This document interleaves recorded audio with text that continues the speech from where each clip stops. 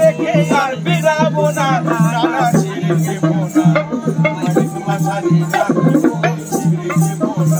শান্তিনিকেতন, যার কথা আসলেই ভরে যায় প্রতিটি বাঙালির মন। আর মন ভরবেই না কেন, আর এই স্থানটি তো নয়তো যেন তেন। মূলত আমাদের বিশ্বকবি রবীন্দ্রনাথ ঠাকুরের স্মৃতি বিজড়িত স্থান হলো এই শান্তিনিকেতন। পাশাপাশি এখানে আসলে বিশ্বভারতী ক্যাম্পাস, কঙ্কালীতলা, প্রকৃত ভবন, 34 ফুট বুদ্ধ মূর্তি, আমার কুটির, কোপাই নদীর ঘাট, সৃজনী শিল্পীগ্রাম ইত্যাদি ইত্যাদি দেখা যায়। সাথে রয়েছে শান্তিনিকেতনের সবচেয়ে আকর্ষণীয় যে স্থানটি সোনাঝুরির হাট। তাছাড়াও শান্তিনিকেতনে আসলে খাবার দাবার সহ থাকার ব্যবস্থাও রয়েছে। আর এই সকল কিছু নিয়েই মূলত আজকের ট্যুর গাইডটি। শান্তিনিকেতন মূলত 2 দিন 1 রাত কিংবা একদিনে সম্পূর্ণ ট্যুর গাইড কমপ্লিট করতে পারেন। সেটা আপনাদের সময় এবং বাজেটের উপর নির্ভর করেই করতে হবে।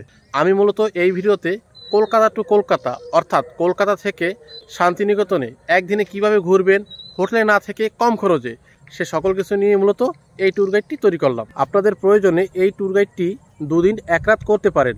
সেক্ষেত্রে খরচ একটু বেশি পড়বে। 2 দিন 1 রাতের জন্য কীরকম খরচ কিংবা একদিন ঘোরার জন্য কীরকম খরচ পড়বে, টোটাল খরচের বিষয়টা আমি ভিডিওর শেষে বলে দিচ্ছি। তবে চলুন আজকের ট্যুর গাইডটি শুরু করি। প্রথমে বলি কিভাবে যাবেন। আমি গিয়েছিলাম নৈহাটি থেকে। ঘড়ির কাঁটায় এখন 7টা বেজে 47 মিনিট আর চলে আসলাম নৈহাটি। আর আমাদের ট্রেন হলো 13847 মাতার এক্সপ্রেস। 8টা 6 আসবে নৈহাটি। আর মূলত এই ট্রেনটি 7টা 20 ছেড়ে আসে শিয়ালদা থেকে। এছাড়াও বোলপুর শান্তিনিকেতন যাওয়ার জন্য শিয়ালদা কিংবা হাওড়া থেকে আরও অনেক ট্রেন রয়েছে।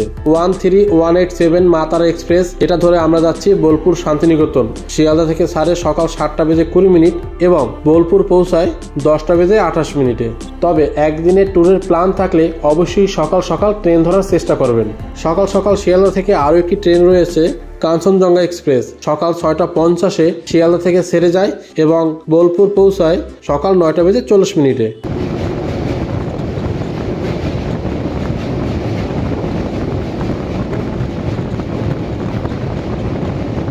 এছাড়াও হাওড়া থেকে বেশ কিছু ট্রেন রয়েছে। 22301 বন্দে ভারত এক্সপ্রেস সকাল 5টা বেজে 55 মিনিটে হাওড়া থেকে ছেড়ে যায় এবং বোলপুর পৌঁছায় 7টা বেজে 37 মিনিট, কিন্তু এই ট্রেনটি বুধবার বন্ধ থাকে। এছাড়াও 22309 বন্দে ভারত এক্সপ্রেস সকাল 7টা 45 মিনিটে হাওড়া থেকে ছেড়ে যায় এবং বোলপুর পৌঁছায় 9টা বেজে 27 মিনিটে। এই ট্রেনটি শুক্রবার বন্ধ থাকে। এছাড়াও 12337 শান্তিনিকেতন এক্সপ্রেস সকাল 10টা বেজে 5 মিনিটে ছেড়ে যায় এবং বোলপুর পৌঁছায় 12টা বেজে 15 মিনিটে। 13015 কবিগুরু এক্সপ্রেস, এই ট্রেনটাও আপনারা যেতে পারেন। এই ট্রেনটি ছেড়ে যায় সকাল 10টা বেজে 40 মিনিটে এবং পৌঁছায় 1টা বেজে 29 মিনিটে। 13017 গণদেবতা এক্সপ্রেস সকাল 6টা বেজে 5 মিনিটে ছেড়ে যায় এবং শান্তিনিকেতন অর্থাৎ বোলপুরে পৌঁছায় 8টা বেজে 40 মিনিটে। এই ট্রেনটি কিন্তু একদিন ট্যুরের জন্য বেস্ট। 13053 কুলিক এক্সপ্রেস সকাল 8টা বেজে 55 মিনিটে ছেড়ে যায় এবং পৌঁছায় 11টা বেজে 35 মিনিটে। আর ম্যাক্সিমাম ট্রেনই পৌঁছাতে মোটামুটি 2.5 থেকে 3.5 ঘন্টা সময় লাগে। আর এই ট্রেনের ভাড়া সমূহ জেনারেল 70 টাকা এবং 2S 85 থেকে শুরু। ভরসা করি হে ভবকান্ডারি, কালকে ছাড়িয়া তারি দাও দাও দাও, নদী ভরা ঢে বোঝো না তোকে।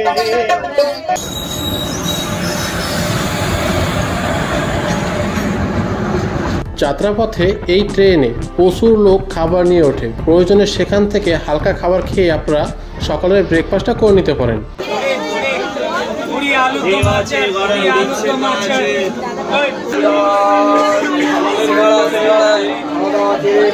আমরা যেহেতু যাচ্ছি আজকে মাতারা এক্সপ্রেসে, তো সেই মাতারা এক্সপ্রেসের ভাড়া সম্পর্কে তো আপনাদের বলে রাখি।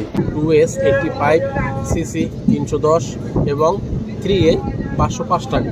প্রতিদিনই শিয়ালদা থেকে ছেড়ে যায় এই ট্রেনটি রামপুর হাটের উদ্দেশ্যে। আর শিয়ালদা থেকে ছাড়ার টাইম হলো সকাল 7টা বেজে 20 মিনিট। যেহেতু আমরা বোলপুর যাচ্ছি, বোলপুর পৌঁছানোর টাইম হলো 10টা বেজে 28 মিনিট। যেতে মোটামুটি 3 ঘন্টা 8 মিনিটের মতো সময় লাগে।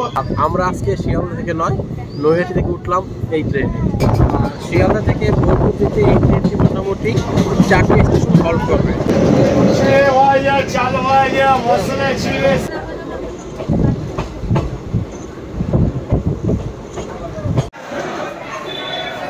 ঘড়ির কাঁটায় ঠিক এখন 10টা বেজে 50 মিনিট। অবশেষে চলে আসলাম বোলপুর স্টেশন।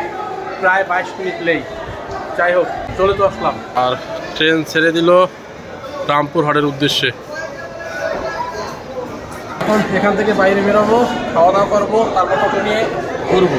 সকল এক্সপিরিয়েন্সটি আপনার সাথে শেয়ার করবো ধাপে ধাপে।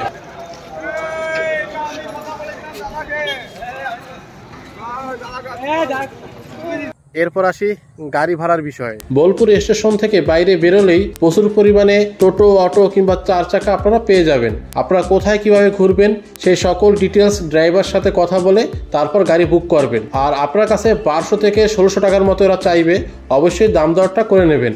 আর ঠিকভাবে আপনারা দরদাম করতে পারলে এর ভাড়া সাধারণত 400 থেকে 600 মধ্যে আপনারা পেয়ে যাবেন। কিছুটা দূর আসার পর এখন খাওয়া দাওয়ার জন্য রেস্টুরেন্ট খুঁজছি আর কি।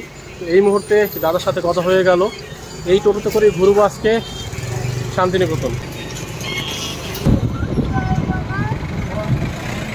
এরপর আসি খাবার দাবার বিষয়ে। বোলপুর স্টেশনের আশেপাশে কিংবা সোনাঝুরি হাটের আশেপাশে শান্তিনিকেতনের বিভিন্ন জায়গায় প্রচুর পরিমাণে আপনারা বাঙালি রেস্টুরেন্ট পেয়ে যাবেন। আপনাদের পছন্দ অনুযায়ী যে কোনো রেস্টুরেন্ট থেকে আপনারা খাওয়া দাওয়া সেরে নিতে পারেন। মোটামুটি 100 টাকা থেকে বেশ থালি শুরু হয়।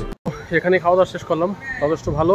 তো যাচ্ছি এবার আমাদের প্রথম যে দর্শনীয় স্থানগুলো রয়েছে তার উদ্দেশ্যে।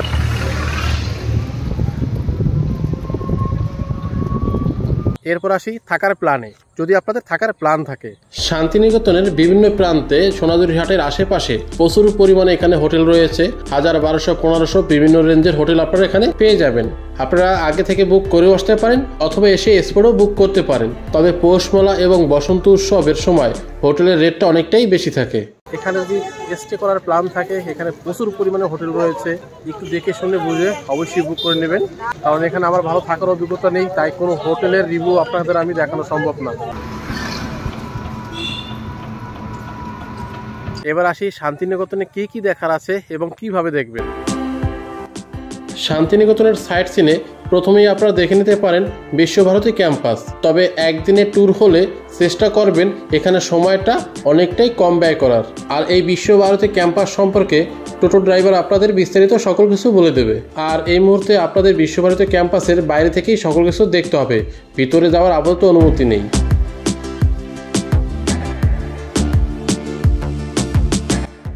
বিশ্বভারতী ক্যাম্পাস দেখা শেষ করে এরপর চলে আসুন বোলপুর স্টেশন থেকে 9 কিলোমিটার দূরত্বে অবস্থিত কঙ্কালীতলা। চলে আসলাম কঙ্কালীতলা মায়ের মন্দিরের একদম সামনে।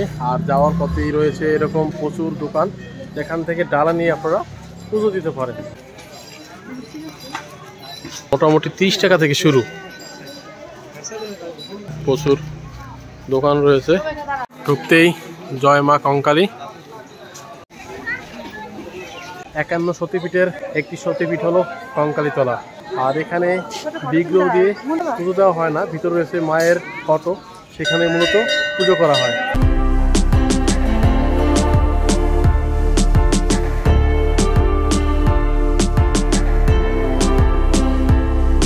এই হলো সেই পবিত্র জলাশয় যেখানে রয়েছে মার সেই কাঁখালের অংশ।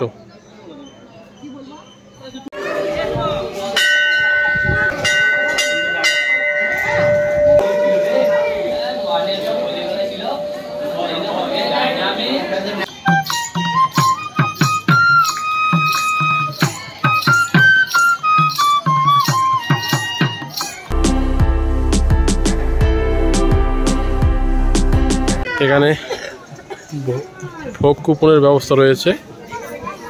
কুপন কত করে? 60 টাকা। কখন দেওয়া হয়? এই তো ভোগ নিবেদন হচ্ছে। আচ্ছা, শুরু হয়ে আসছে, একটু দেরি হয়ে গেছে। কঙ্কালীতলা মন্দিরের একদম এই পাশেই রয়েছে এরকম বিভিন্ন দোকানপাট। দেখুন প্রচুর দোকানপাট রয়েছে এখানে।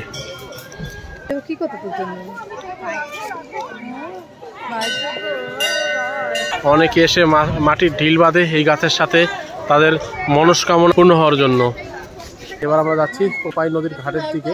এর পাশেই রয়েছে কোপাই নদী, মন্দিরের রাস্তা। আর এখান দিয়ে সোজা আসলে কোপাই নদীর ঘাট।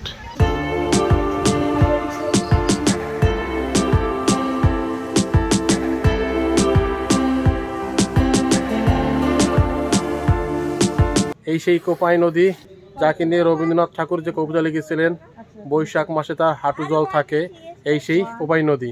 আর এই কোপাই নদীর ঘাটে রয়েছে এরকম সন্ধ্যা আরতি করার ব্যবস্থা। এখানে প্রতিদিনই সন্ধ্যা আরতি হয়।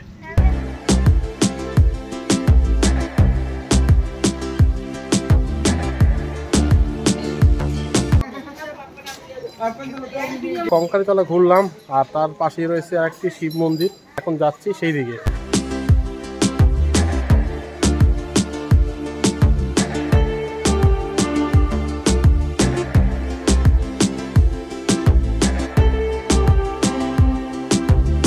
কঙ্কালীতলা আসলে মায়ের মন্দিরের দর্শনের সাথে সাথে অবশ্যই এখানে মহাদেবের যে মন্দিরটি রয়েছে এটাও দর্শন করে নেবেন।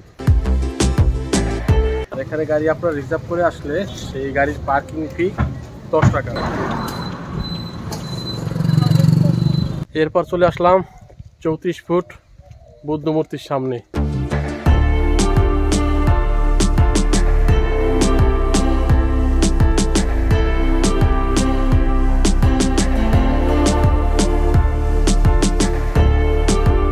এরপর আমরা চলে আসলাম আমার কুটির। এখানে একটি রেস্তোরাঁও রয়েছে, খাওয়ার ব্যবস্থা। এদিকে রয়েছে একটি সাংস্কৃতিক মঞ্চ।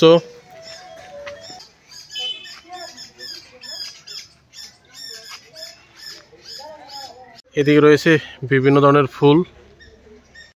এটা রয়েছে আমার কুটিরের শোরুম। কেনাকাটা করতে চাইলে আপনারা এর ভিতর থেকে কেনাকাটা করতে পারেন। প্রদর্শনী কক্ষ।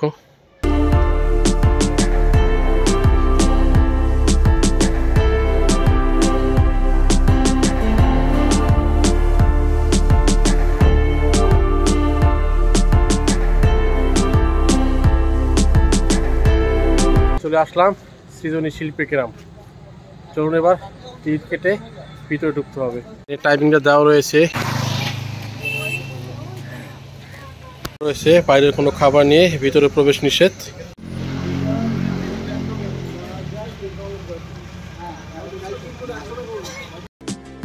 সৃজনী শিল্পী গ্রামের প্রবেশ মূল্যটা আমি ডিসপ্লেতে দিয়ে দিলাম।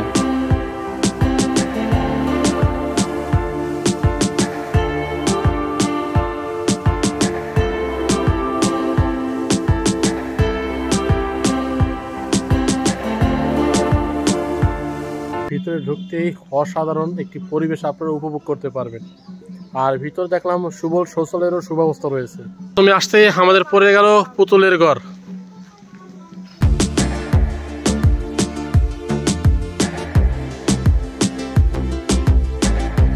এরপর সামনে এগিয়ে গেলেই আপনারা দেখতে পাবেন ছোট ছোট ঘর। সেখানে ভারতবর্ষের বিভিন্ন রাজ্যের কালচারকে তুলে ধরা হয়েছে বিভিন্ন শিল্পকর্মের মাধ্যমে।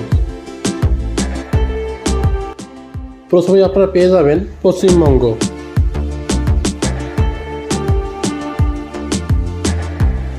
এদিকে রয়েছে উড়িষ্যার।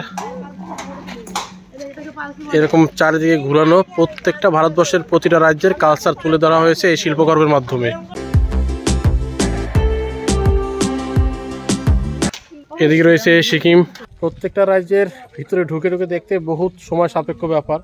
বিহার, হলো বিহার।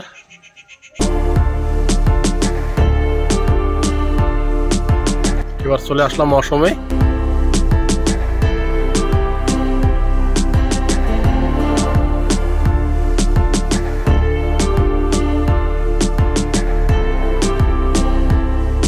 এদিকটা রয়েছে মণিপুর, এদিকে রয়েছে আন্দামান।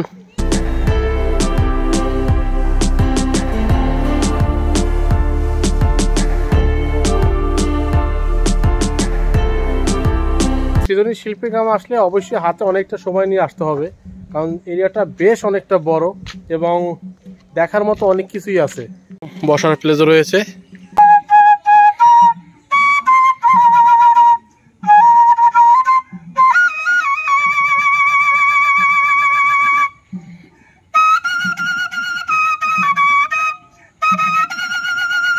সৃজনী শিল্পী গ্রামে এরকম মার্কেট রয়েছে, হ্যান্ডমেড।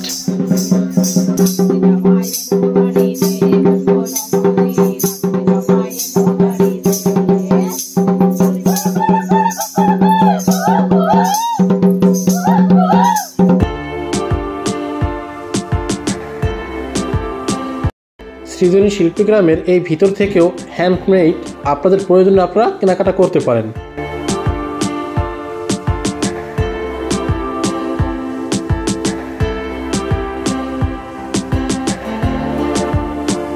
সৃজনী শিল্পী গ্রামের এখানে রয়েছে একটি খোলামেলা মাঠ, যেখানে বিভিন্ন গাছগাছালি এবং শিল্পকর্ম দিয়ে বেশ সাজানো গোছানো রয়েছে।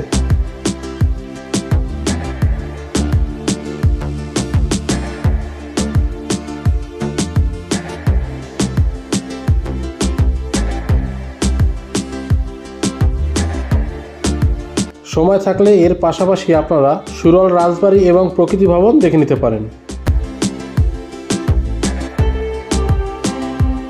এরপর সর্বশেষ চলে আসুন শান্তিনিকেতনের সব থেকে আকর্ষণীয় যে স্থানটি, সোনাঝুরির হাট। এই মুহূর্তে চলে আসলাম সোনাঝুরি হাট। হাট পুরো বসে গেছে, এখানে রয়েছে ব্যাগের কালেকশন।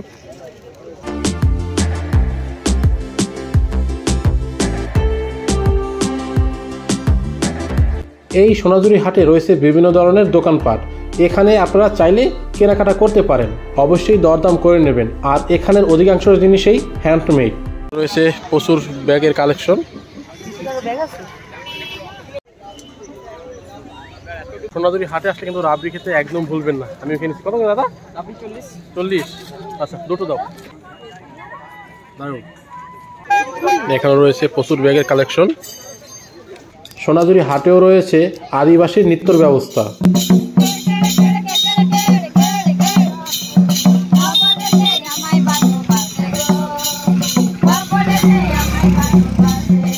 সোনাঝুরি হাটের নৃত্য দেখে নিলাম, আর এখানে যা আছে মোটামুটি সবই হ্যান্ডমেড।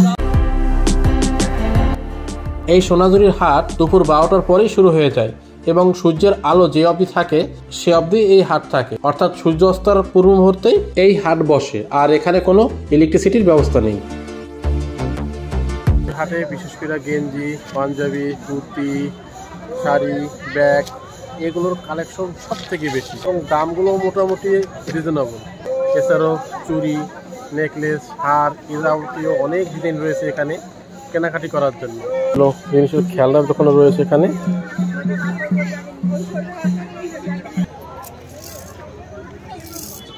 আমি ওই নয়নে নয়ন রেখে আর ফিরাবো না, জানা ছেড়ে দেব না, আমি তোমার সাথে যাবো, ছেড়ে দেব না।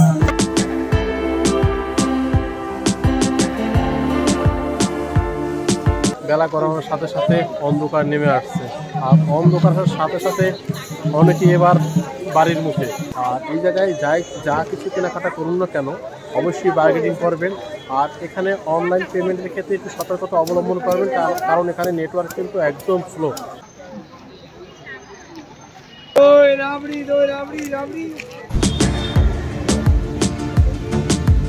এবার সর্বশেষ আসি খরচের বিষয়। প্রথমে যে খরচটি উল্লেখ করব সেটা হলো একদিনে শান্তিনিকেতনের ট্যুর করতে কিরকম খরচ পড়বে।